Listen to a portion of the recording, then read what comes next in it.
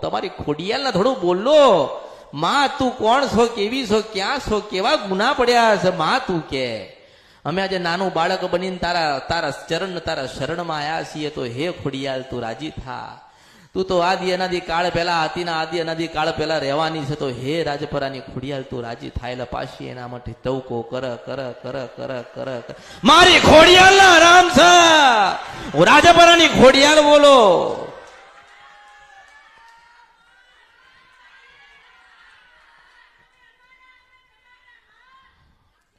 એટલે દરેક ના આશીર્વાદ આલવા આવી છું. ધીરજ રાખજો, ધીરજ રાખજો, ધીરજ રાખજો. સમય ગતો રહ્યો હશે તો પાછો આવશે. સુખ ગતો રહ્યો છે તો પાછું આવશે. મનના જેટલા વર્તા છે ને બધા પૂરા થશે. જે કોઈ જેને જે અર્પણ કર્યું એ મેલડીએ સ્વીકાર કર્યું. જેને જે મેલડીને